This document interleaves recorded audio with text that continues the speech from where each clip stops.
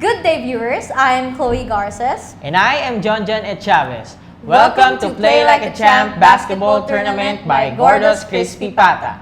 We are here today for a recap of our previous games. Last Friday, July 8, we had a jam-packed Friday afternoon as we were filled with very exciting and entertaining basketball games. And here are the results. 15 under, 10-17 defeated Podium Printing with a final score of 75-61 with Juancho Albero as their player of the game who scored 17 points and 14 rebounds. What can you say about their game? This was a very entertaining first game. As for our first game, it was an intense first quarter for both teams exchanged baskets early on and both teams playing intense defense, forcing turnovers, then looking to run in transition, ending the first period with a score of 13-14 in favor of 10-17. For the second quarter, Juancho Albero and Kelo Imasa lead the way for 10-17 as they make a 13-0 run, but Adrian Lopez coming alive and takes charge for Podium Printing and refuses to let 10-17 run away with the lead, ending the first half with a score of 30-35 in favor of 10-17. Now, we head on to the second half. We all know that the third quarter can be the most pivotal point of the game.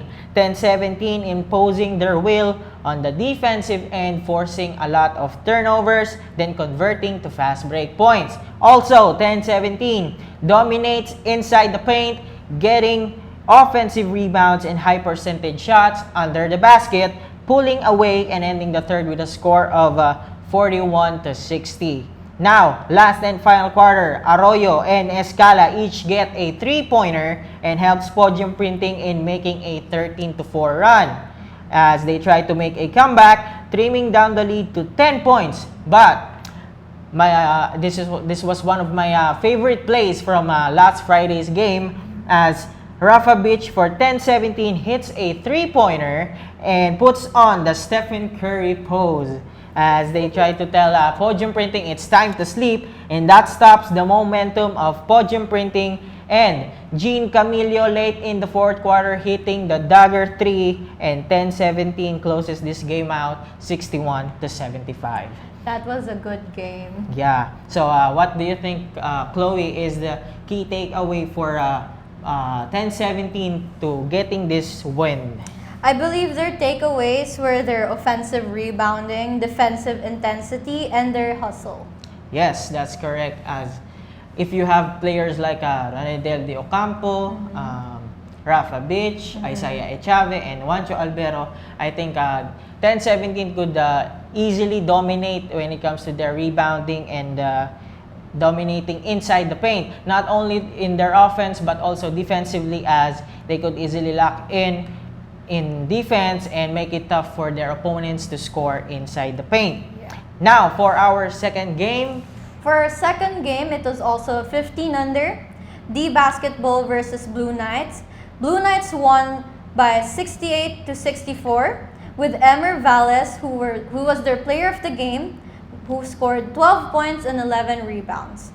How about this? What can you say about this game? I believe this was very close fight. This was a very close fight. Yes, that's correct. A very close fight that no one expected because for the opening quarter, Blue Knights again playing, they are very well known now in this league for their good defense, and again, they played good defense, making it tough for D Basketball to create easy shots, although D Basketball made a few three-pointers. And also, Blue Knights defense also leading to fast break opportunities as they look to run in, they look to score in transition, and also their ball movement created and resulted in easy shots. End of the first, 15-20, Blue Knights lead by 5. And now for our second quarter, defensive intensity for the Blue Knights continues as they already scored 12 points before D Basketball could even score.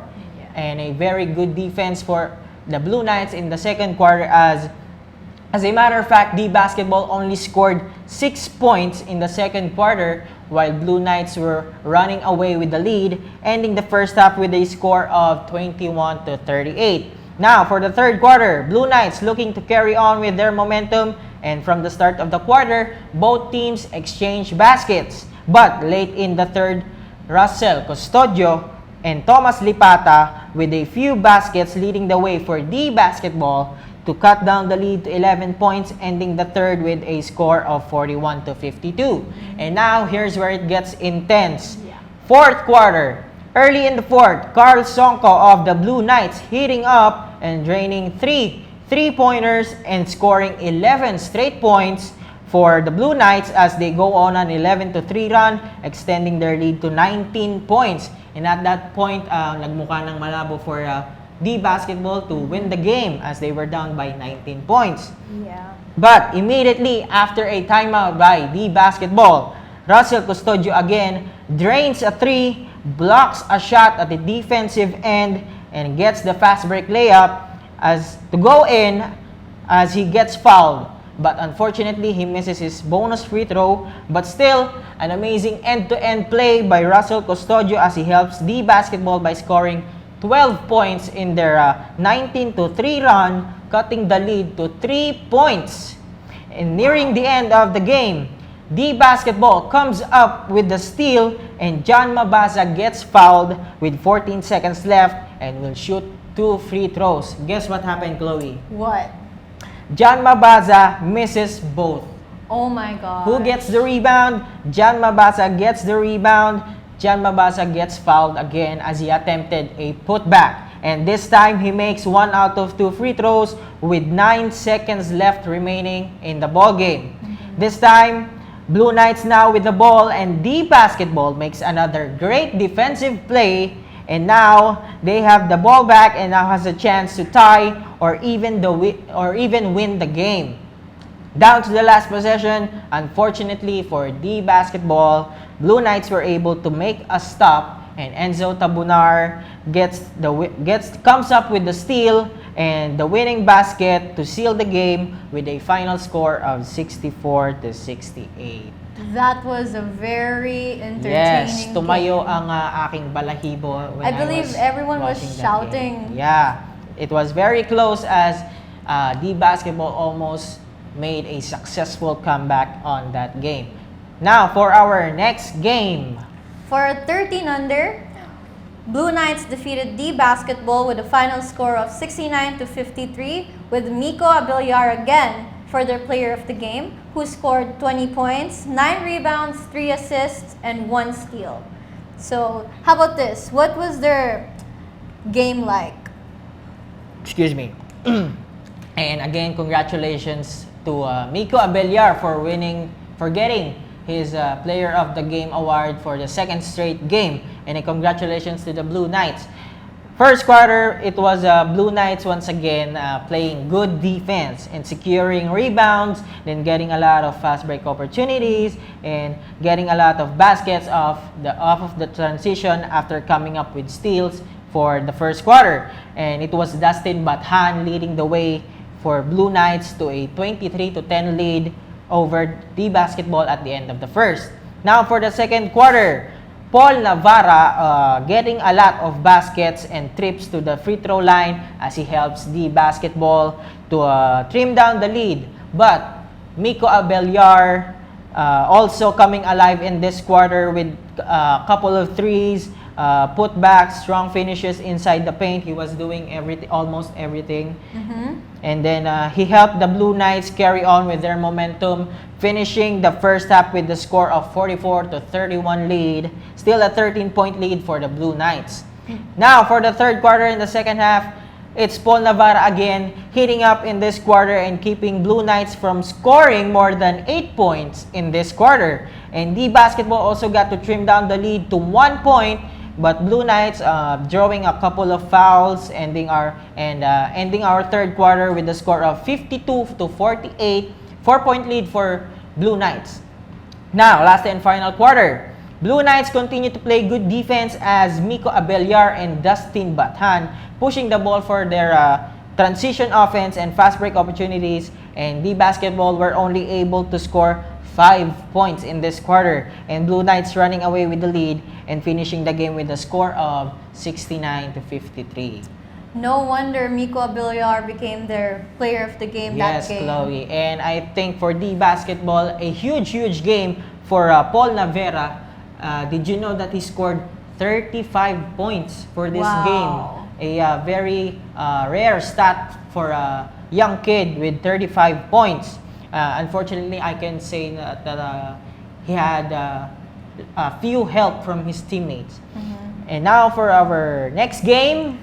The last game for last Friday was Blue Knights versus FBA. Blue Knights defeated FBA with a final score of 50-41 with Jaden Pokis, their player of the game, who scored 12 points, 11 rebounds, 6 assists, and 5 steals. And also a very good stat line for that young kid. Especially for an 11-year-old. Yeah. And now, early in the game, Blue Knights, again, playing terrific defense as they kept FBA to only 2 points in the first quarter, ending the first with a score of 14-2.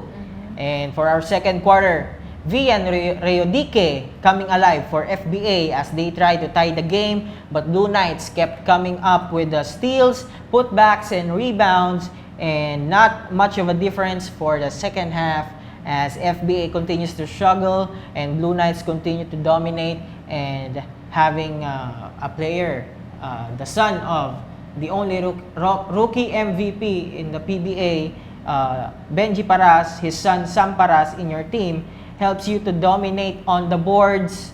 Sam Paras gets 10 rebounds. Meanwhile, Jaden Pokis, as you mentioned, leading the way for Blue Knights with a double-double.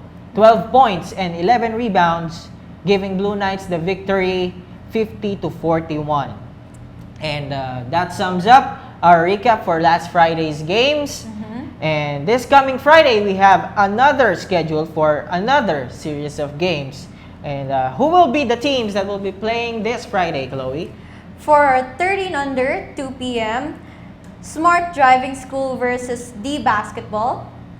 13 under again, 3:15 p.m., Blue Knights versus Podium Printing.